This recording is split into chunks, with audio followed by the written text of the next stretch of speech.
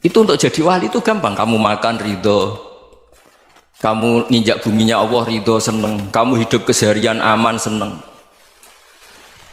Nah ini supaya sampean kita semua lah, kita semua ngaji betapa panduan Rasulullah untuk menggapai ridho Allah itu banyak yang keseharian sekali.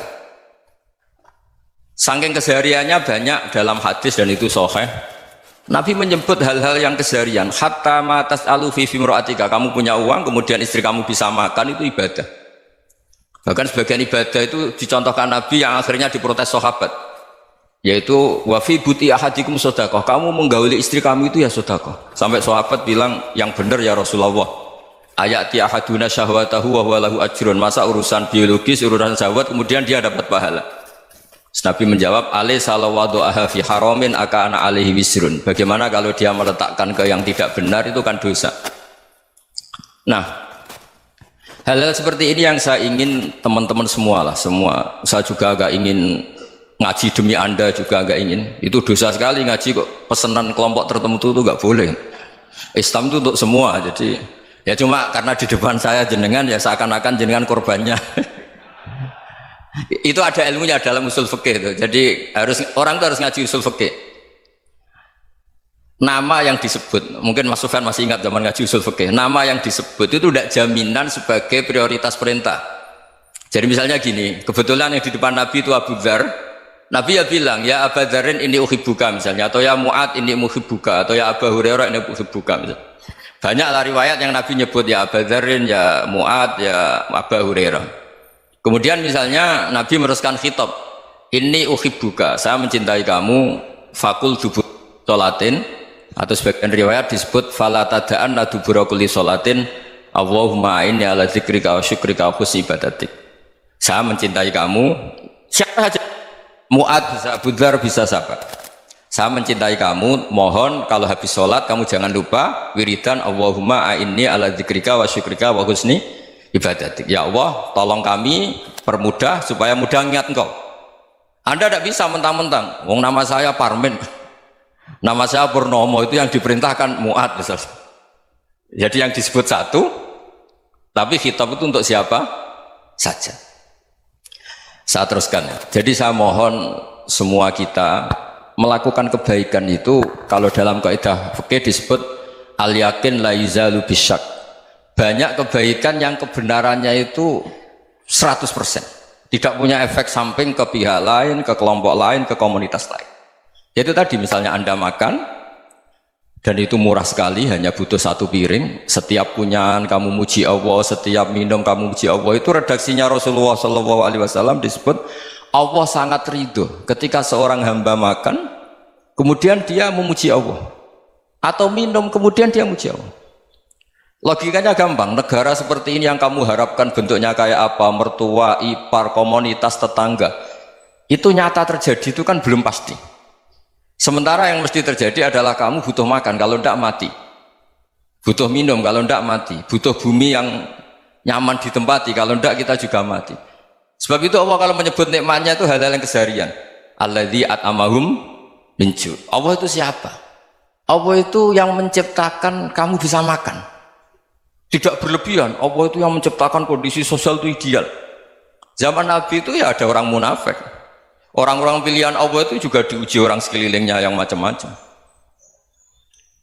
Semua diuji sesuai konteks zaman dan waktu. Nah, tapi ada ibadah-ibadah yang selalu disarankan Nabi. Sampai Nabi itu pernah ditanya, ayul islami khairun ya Rasulullah, Islam terbaik itu gimana? Jawaban Nabi itu unik. It'amut to'am, Islam terbaik itu ya makan-makan, yang santai-santai. Ketika Allah menyebut beberapa kebaikan, falak tahamal aqobah, wa ma adrokan apa? Mal aqobah. Terusannya apa? Fakku rokobah. Terusannya apa? Au it'amun fiyaumin di masubah. Ya, atau acara makan-makan itu juga Islam. Kenapa? Ya bayangkan kalau tidak ada makanan, kita mati kan? Kondisi sosial tidak ideal itu Anda masih gak apa-apa, tapi kalau Anda tidak makan, Anda tidak minum, kamu punya istri cerewet masih bisa hidup, punya mertua cerewet masih bisa hidup, tapi kalau tidak makan bisa mati. Berarti penting mana istri sama makan? Penting mana? Makan. Semoga istri Anda dengar, nanti kamu disuruh makan tapi pulang deh. Itu kalau dibahasakan makan masih memahami. Penting mana nasi satu piring dengan istri. Nggak ada nasi mati, nggak ada istri belum mati. Penting mana? Ya nggak berani jawab kan? Nah, ternyata Anda ada garang kan di depan istri. Jadi saya mohonlah, mungkin Mas Sufyan Sauri tadi yang bisa bantulah. Teman-teman tuh ngaji yang keseharian saja. Karena kita nyari ridha Allah itu berdasar firman Allah. Dan firman Allah itu menyebut keseharian tuh riang, gampang.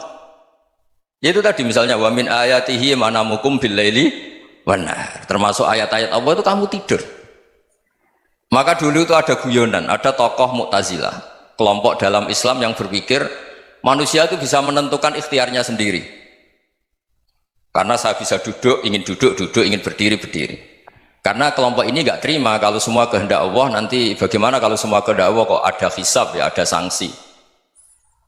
Lucunya itu dia akhirnya, ini cerita ya, mencintai seorang perempuan cantik sekali. Dan itu dia menjadi ahli sunnah itu oleh hal-hal yang sepele. Karena istrinya cantik, ya namanya suami istri itu hubungan intim. Terus ditanya, Mas, masih ingin lagi? Masih. Silahkan diulang lagi. Wah ya tidak bisa. Katanya manusia bisa menentukan yang diinginkan. Itu tobat itu. Itu nggak bisa ditobatkan Mas Sufyan Ats-Tsauri. Orang cantik yang mudah nobatkan orang itu orang cantik. Segampang itu. Akhirnya kita tahu, makanya kalau dalam kitab Hikam itu disebut al-aqil mayyakul madza yaf'alu wa hubi wal ghafil mayyakul madza af'al. Orang yang punya akal karena sadar ini wilayah Allah, semua milik Tuhan. Itu dia tiap hari berpikir, besok Allah akan melakukan apa terhadap dunia ini. Kamu merencanakan suatu mau plesir, ternyata gempa. Mau wisata ke Rusia, ternyata perang. Kamu tidak pernah tahu apa yang akan terjadi besok. Wa ma tadri nafsum madza taksibu ghadan. Tapi anda semua kita ini sering punya jadwal permanen. Makanya saya kalau diundang siapa saja, bisa takdir. Yang jelas Gus ini acara penting. Ya masih acara penting nak pangeran ngersakno piye? Kok ape dadi pangeran? Kamu kok mau jadi Tuhan? Itu kadang ya kiai. Penting Gus acara ini jenengan harus memastikan bisa. Loh kamu itu yang ngajarin tauhid, sesuatu itu biadillah kok bilang-bilang apa pasti. Kalau maksa terus tak tobatkan loh kamu kata saya itu. Ya kalau gitu Gus bilang insya Allah. Wah itu hati saya, fisik saya, roh saya sudah bilang insya Allah. Tidak usah kamu latih kata saya. Nah hal-hal tauhid keseharian itu gampang sebetulnya.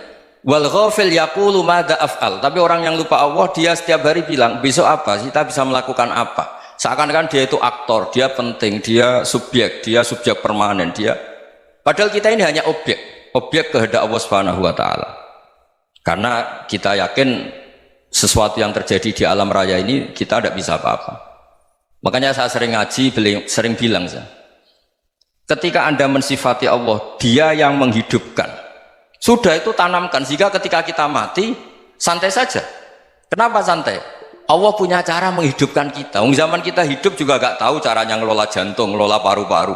Kamu juga gak tahu ngelola oksigen yang tidak beracun, tidak mengandung polusi. Tahu-tahu hidup. Gak ingin tua ya tahu-tahu tua, gak ingin mati tahu-tahu mati. Selama ini kita hidup juga gak tahu apa sebetulnya.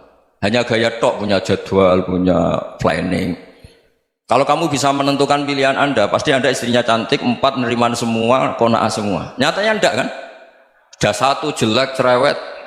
Oh itu kan, nyatanya enggak bisa apa-apa Anda kan? Dan kamu bawa mati lagi. Itu kan, istri Anda juga gitu, punya keinginan, punya suami yang ganteng, yang jabat, yang neriman, yang enggak poligami. Ya enggak kesampaian juga. Kalau kita ngitung tingkat kegagalan kita itu gagal terus. Ya kan? Nah, terus ingat Allah, madza yaf'alu wa bi. Orang yang punya akal selalu berpikir Allah itu menghendaki apa terhadap saya. Lalu sama-sama orang melihat orang yang serius, itu kata Anda itu pemikir berat, serius, senang punya tokoh yang merengut karena kamu anggap serius. Tapi sebagian orang anggap orang yang serius itu wong merengut, wong masam, wong muka kok ditekuk. Jadi sama itu hati ya muqallibal qulub tsabbit qalbi ala dini, karena kita nggak tahu cara berpikir kita tentang orang lain, tentang sekeliling kita. Misalnya kita orang baik yang jenis ngrumat fakir miskin, ada orang bangun masjid mewah itu janggal. Apa artinya masjid mewah kalau banyak orang kelaparan? Tapi kalau yang jenis pendidikan apa artinya masjid mewah kalau tidak bisa ngaji? Nanti yang jenis infrastruktur apa artinya ini kalau semuanya punya sudut pandang yang berbeda-beda. Dan Islam mengapresiasi semua kebaikan. Tapi katakan semua kebaikan itu adalah kehendak Allah Subhanahu wa taala. Karena apapun baik Anda itu pakai fasilitas yang diberikan oleh Allah Subhanahu wa taala. Sehingga ini yang disebut kulillah sumadarhum fi khawdihim yal'abun. Ya kembali tadi ke tema-tema bahwa keseharian Anda ini sudah Islami. Saat Anda tidak bisa melakukan apa saja. Saya sering ada jenazah, biasanya kalau tetangga meninggal saya sering disuruh ngelepas. Saya bilang orang ini baik. Karena sering ngelamun di rumah, sering nganggur di rumah. Ditanya sama anaknya, kenapa Gus nganggur baik? Ya kalau dia nganggur artinya juga agak berbuat sesuatu yang maksiat kan? Ya kan? Orang nganggur di rumahnya ya tidak bunuh orang, tidak maling, tidak korupsi, ya namanya nganggur di rumah. Lah cuma istri cara pandang nganggur gak menghasilkan uang gitu. Tapi juga gak menghasilkan kriminal kan? Jadi sebenarnya Islam itu cara, makanya kalau sampai ngaji usul fikih itu ada kitab usul fikih namanya Lubul Usul, itu terkenal sekali di pesantren itu. Itu kalau ngapresiasi keseharian itu luar biasa. Itsma min mubahin illa wa yatahaqququ bihi tarku haramimma. Karena keseharian yang mubah saat Anda lakukan itu ada kehebatan yang luar biasa, yaitu meninggalkan haram. Makanya dulu banyak orang-orang alim ketemu temannya itu guyon sampai semalaman. Itu biasanya yang semangat Islam itu kiai kok tidak tahajud, kiai kok tidak witir. Orang yang sedang mapan uangnya banyak, malam itu tidak kelayaban itu sudah luar biasa. Melawan nafsu supaya tidak maksiat itu sudah luar biasa. Supaya lupa guyon sama temannya semalaman sampai subuh. Gejolak-gejolokan ngenang zaman miskin, zaman kuliah nggak jelas, zaman apa. Melihatnya jangan tarkut tahajud. Seperti ini meninggalkan tahajud, tapi meninggalkannya ini talkul muharramat. Jadi kayak apa hebatnya? Sehingga Imam Ghazali punya riwayat yang agak unik. Hatta takuna ibadatu akhiri hadil ummah iku an-naum.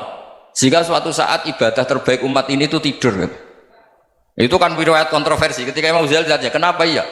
Kenapa kamu mulai keluar dari rumah itu sudah banyak maksiat? Melihat perempuan yang enggak mahram, melihat fenomena. Tapi kalau kamu tidur itu enggak melihat apa-apa. Tapi juga kamu jangan menganggap tidur itu ibadah betul. Saatnya melakukan fardhu ain malah masih tidur. Tapi itu sudut pandang yang menjadikan kita Islam itu gampang.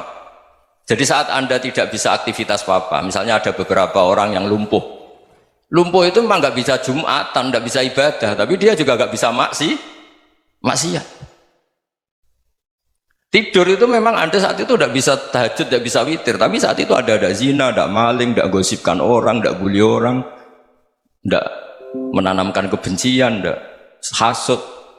Sehingga tidur menurut Allah Ta'ala wa min ayatihi manamukum billaili apa?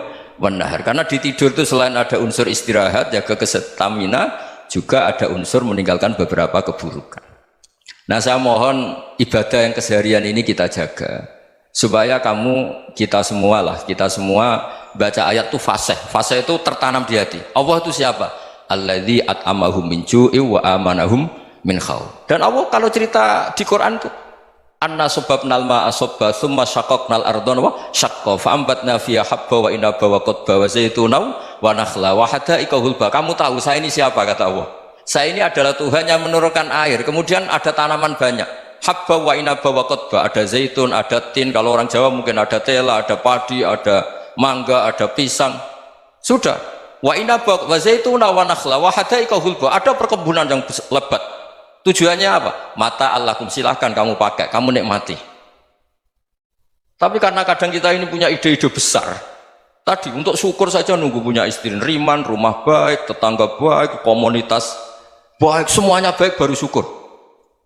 Lama-lama nanti ada di surga, syukurnya nunggu surga paling kelas A. Itu sudah ada yang menghuni Rasulullah, kamu nggak boleh di situ. Masa untuk syukur saja? Repotnya Masya Allah. Jadi mohonlah Quran yang kalau Anda hafalkan juz sama itu kan ada ayat-ayat yang kayak tadi. Ya, fal yang dzuril insanu ila ta'ami. Coba lihat apa yang kamu makan ya, dari mana? Dan untuk mempertahankan hidup kamu keseharian. Jadi jangan kira ibadah itu harus membentuk komunitas yang versi Anda. Ibadah itu harus hal yang mulu-mulu. Kesehariannya Anda alami. Loh ini saya tidak bikin-bikin. Saya ngaji bukan karena berdasar pesanan. Itu ayat yang saya baca kan betul ada ayatnya kan. Fal yang dzuril insanu ila tu'ami anna sababnal ma'a sabba thumma syaqaqnal ardo syaqqa fa ambasna fiha habba wa inaba wa qadba wa zaituna wa nakhla wa hadaiqa ghulba. Terusannya apa? Mata'al lakum, silakan kamu nikmati. Mata itu silakan kamu nikmati. Ya kayak sampean dikasih hidangan ya makan. Ya sudah makan, habis makan ya minum, habis itu ngantuk ya tidur. Ya sudah normal-normal saja. Kayak apa indahnya Islam? Tapi Anda mencari Islam yang gimana lagi? Nah itu yang diajarkan guru-guru kita, diajarkan sanad kita sampai Wali Songo, sampai Rasulullah SAW. Bahwa pada akhirnya ada jihad, ada perang. Itu dulu memang perang, bukan membunuh, beda. Dulu kita dijajah Belanda ya perang, dan itu normal karena kita dijajah. Jadi ketika orang lain ingin baik sama kita, wa in ahadum minal musyrikin astajaruka ya fajirhu hatta yasma'a kalam Allah. Kalau mereka ingin baik ya kita baik. Makanya ada istilah mustakman, muahad. Kalau mereka ingin damai, berdampingan dengan kemajmukan ya itu yang lebih baik. Karena memang Islam menghormati proses perdamaian.